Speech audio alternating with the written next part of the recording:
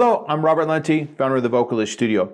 I've been training singers and voice coaches for over 25 years. I know a thing or two about what a great vocal training program and what the best coaches are doing and what you need really when you invest in the time and the money to get vocal training. And so I want to share with you the things that you absolutely want to be looking for that are signatures for a great program and a great coach. Okay.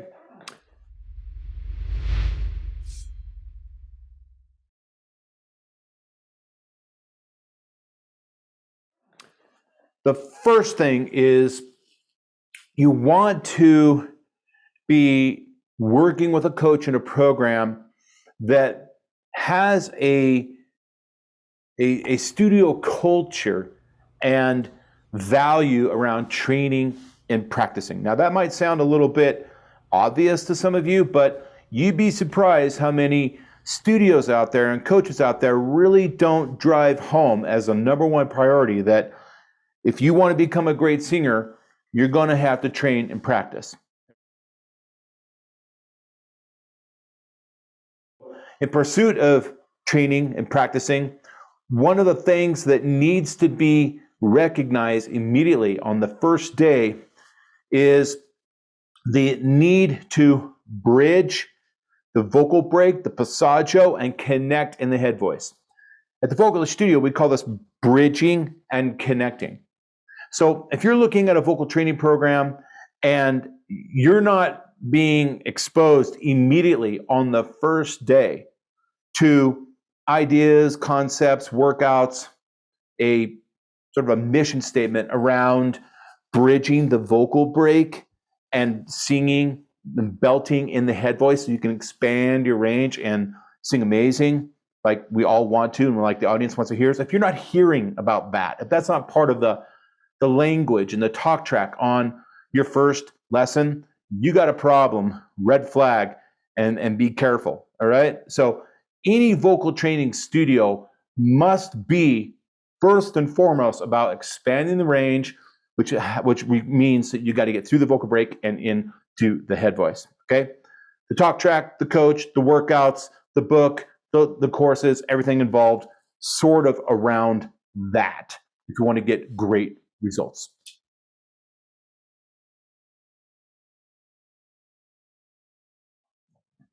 The other thing that is super important and really obvious, I think most of you will get this, is make sure that you're working with a school and a coach that can sing.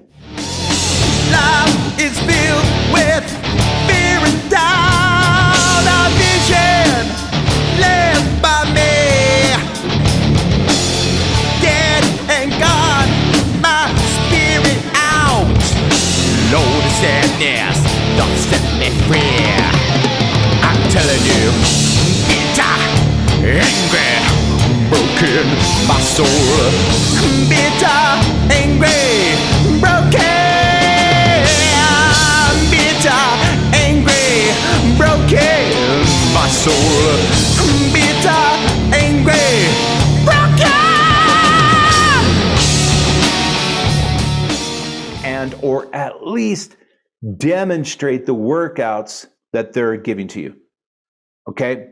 Again, you need to work with a voice coach that actually can do the things that they're teaching, do the things that they advocate, all right? So find a coach that can sing and a coach that can demonstrate their own workouts, one or the other or both. And I just want to preface this by saying your voice coach doesn't have to be, you know, an outstanding, mind-blowing singer. That's not important. But they do need to be able to carry a tune and be pretty good, all right? So find a coach and a school that leads by example. That's important.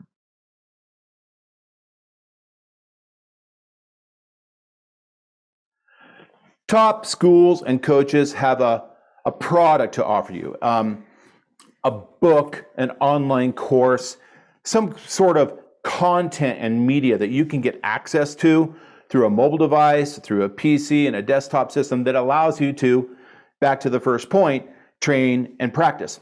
If you're training with a coach or a school that isn't giving you a book or a course or a product and workouts to take home with you outside of the lesson, then another red flag. You got a problem.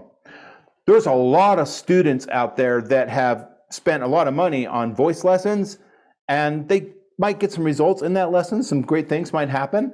But then after the lesson, they go home and they don't have any content, any workouts, any scales to follow up on the success that they had in the lesson. And that's a huge problem. That creates knowledge decay, and it will lead you to a lot of frustration, possibly a lot of sadness, because you're not really getting lasting results. Okay? So make sure that the coach in school has a product, an online course, a book, scales, and things that you can get to so that you can keep practicing and training after you leave the studio.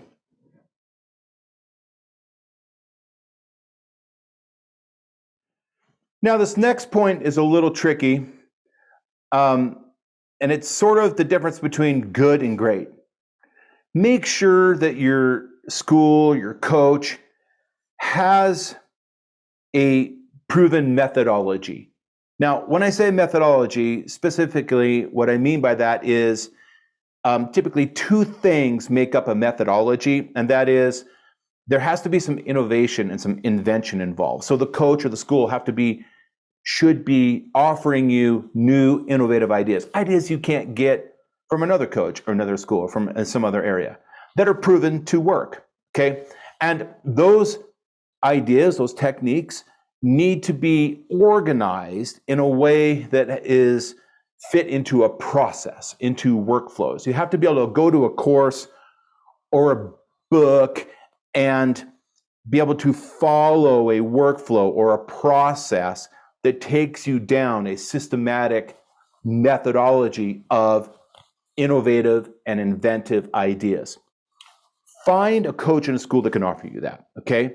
Versus a program that has a whole bunch of workouts and ideas that might be good ideas, but they're not organized into a process, workflows, and a methodology, which leaves you as a student feeling confused, not knowing where to go, not knowing what to do with the content, okay? You want to work with a coach that's done the research, has thought it through, not only the techniques, but have put it together in a professional instructional design so that you, the learner, can get the most out of the content that they created.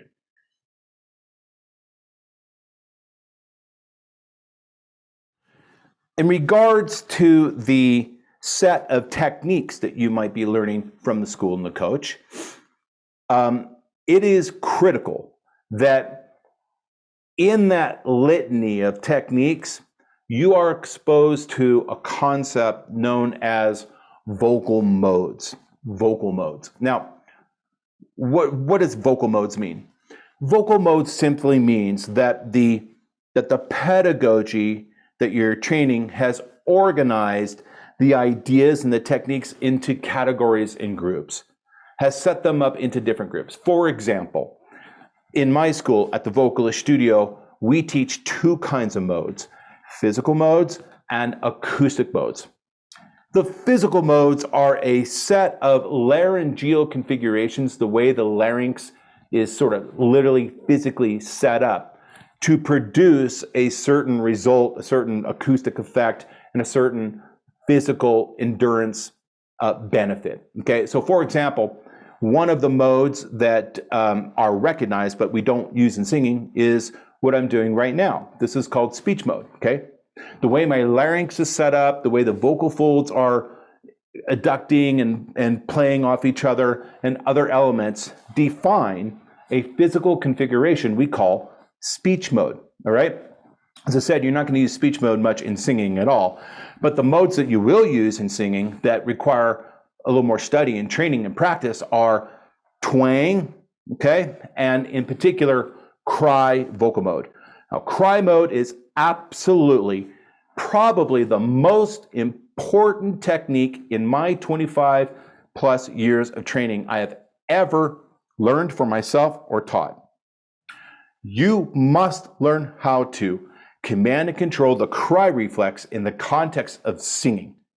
Now, I understand that might sound a little abstract to you right here if you haven't seen it before, but inside my program, inside the course, you're going to learn all about it, and you're going to learn some great techniques to get into it, to feel it through the kinesthetics, and become great at commanding and controlling the cry reflex so that you can be a better singer.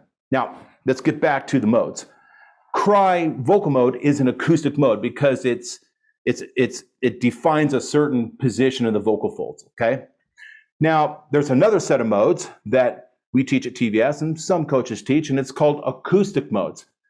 Sort of the same idea, but in the world of resonance and acoustics. So, for example, these 3 singing vowels, hey, ha, ho, those are 3 acoustic modes, all right?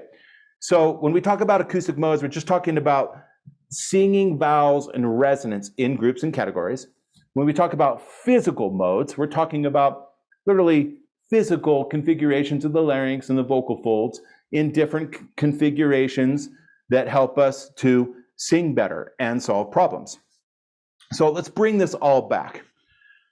A coach in a school that offers vocal mode pedagogy is giving you powerful tools to advance your understanding of how the voice works, to train techniques that actually build the motor skills and the strength for singing, and to troubleshoot problems in your voice, all right? So it is critical that you have products, books, courses, coaches, schools that understand vocal mode pedagogy and offer their teaching and their techniques in that approach. It makes a world of difference. All right, so I hope that's helpful for you. Take it to heart. What I just shared with you is super important. Find that and you have a great program and a great coach. And yeah, by the way, I happen to be one of the coaches that do offer these things. I'm not gonna pretend that I'm not, but even if you decide not to work with me in the Vocalist Studio in our program, go find a coach and program that can offer you those things or some of those things, and you'll be in better shape. Thank you.